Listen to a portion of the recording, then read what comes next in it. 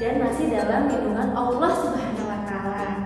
Nah, kali ini teman-teman akan bertemu dengan Miss Ajab dalam mata pelajaran apa? IPA terpadu. Nah, pada minggu kemarin kita sudah belajar ya tentang sistem reproduksi tumbuhan. Nah, pada pertemuan kali ini kita akan bahas tentang apa? Ya, betul, sistem reproduksi hewan. Kita akan membahas tentang bagaimana sistem reproduksi hewan itu terjadi. Yuk, kita simak videonya kali ini. Sistem reproduksi manusia.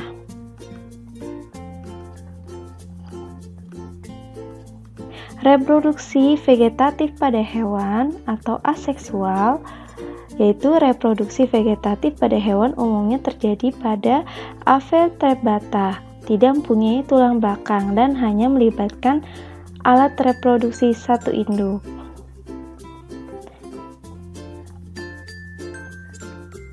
Fragmentasi.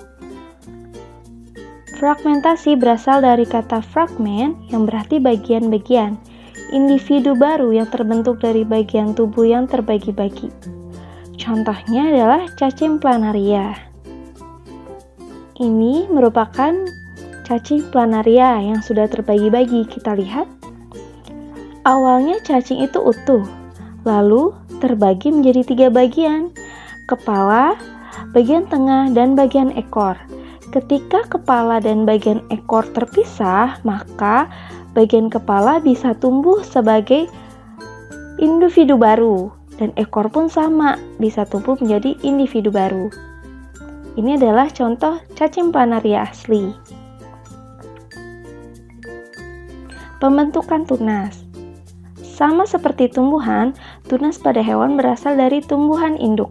Tunas ini dapat berupa tonjolan pada tumbuh induk dan melekat pada tubuh induk hingga beberapa waktu. Contohnya ada ubur-ubur, hidra, dan obelia.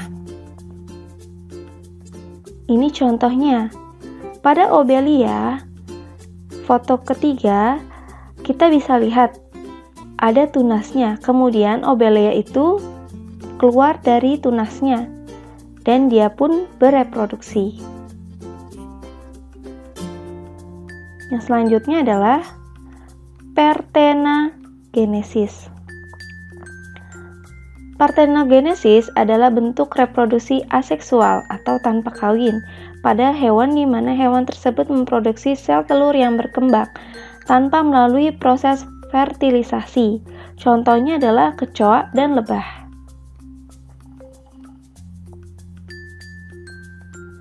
Pada kecoa, partenogenesis adalah menghasilkan kecoa betina tak bersayap. Sebaliknya, pada lebah, partenogenesis menghasilkan lebah jantan.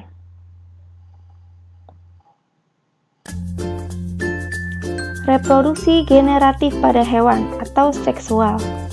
Alat reproduksi seksual hewan terdiri atas alat kelamin jantan dan betina. Alat kelamin jantan disebut testis yang menghasilkan selain kelamin jantan yaitu sperma. Alat kelamin betina disebut ovarium yang menghasilkan sel telur atau ovum.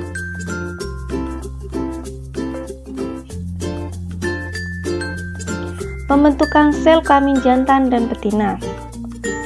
Proses pembentukan sel kelamin atau gamet disebut gametogenesis.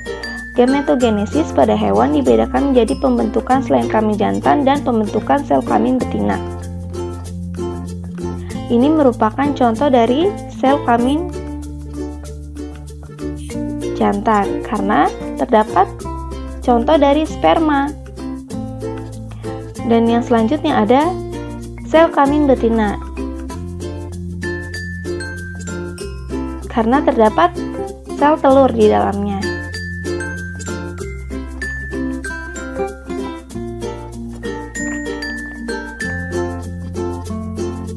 Pembuahan pada hewan. Pembuahan merupakan proses peleburan antara sperma dan sel telur. Pembuahan pada hewan-hewan ini terjadi di luar tubuh induk betina, sehingga disebut pembuahan eksternal. Sedangkan pembuahan internal terjadi di dalam tubuh induk betina.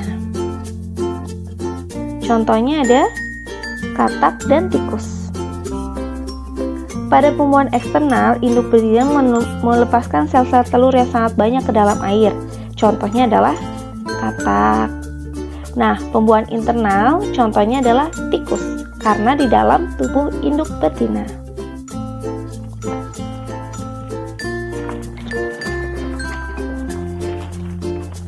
Pertumbuhan dan perkembangan hewan.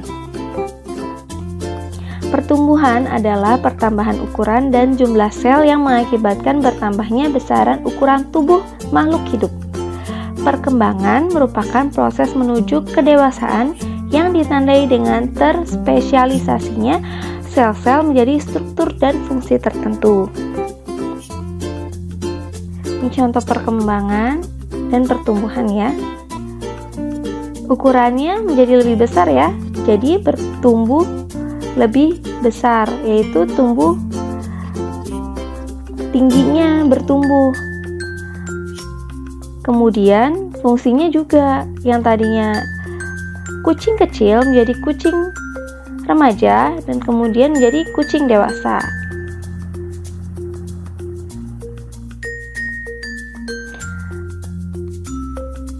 Pada siklus hewan tertentu terjadi perubahan bentuk tubuh dari embrio sampai dewasa, disebut metamorfosis. Metamorfosis dibagi menjadi dua. Yang pertama, sebelah kiri kita lihat ada metamorfosis tidak sempurna dan sebelah kanan ada metamorfosis sempurna. Pada gambar belalang kita bisa lihat belalang kemudian bertelur dan telurnya menetas menjadi nimfa. Kita lihat bahwa belalang kecil. Kemudian nimfa 2 belalangnya menjadi lebih besar dan pada nimfa ketiga belalangnya lebih besar lagi. Kemudian terakhir menjadi lalang dewasa. Sedangkan pada gambar sebelah kanan kita bisa lihat bahwa kupu-kupu bertelur dan telur itu menjadi ulat atau larva. Dari ulat maka akan menjadi kepompong. Dari kepompong maka menjadi kupu-kupu. Kenapa? Karena ini terjadinya perubahan bentuk. Yang tadinya kupu-kupu menjadi telur, telur menjadi larva, larva menjadi kepompong. Makanya disebut metamorfosis sempurna. Sedangkan untuk belalang disebut metamorfosis tidak sempurna. Ini adalah jumlah-jumlah kromosom pada organisme. Ada manusia, simpanse, kuda, anjing, kucing, dan lain-lain. Setiap organisme atau makhluk hidup pasti mempunyai jumlah kromosom yang berbeda-beda. Dan setiap makhluk hidup, contohnya manusia dan hewan dan tumbuhan pasti juga mempunyai kromosom. Jadi, kromosom itu pasti dimiliki untuk makhluk hidup sekecil apapun. Pembelahan sel. Pembelahan sel dibagi menjadi dua, yaitu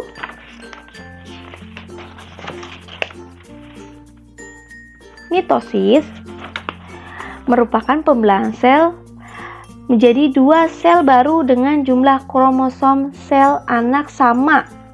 Ya. Jadi menjadi 2 sel kalau mitosis. Sedangkan meiosis, yang kedua adalah meiosis. Meiosis pembelahan sel menjadi 4 sel baru dengan sel anak memiliki jumlah kromosom yang setengah dari jumlah kromosom sel induknya. Ya, itulah video tentang sistem reproduksi hewan. Jadi teman-teman setidaknya sudah paham ya tentang bagaimana itu sistem reproduksi tumbuhan serta sistem reproduksi hewan. Ya, cukup sekian pertemuan kali ini. Wassalamualaikum warahmatullahi wabarakatuh.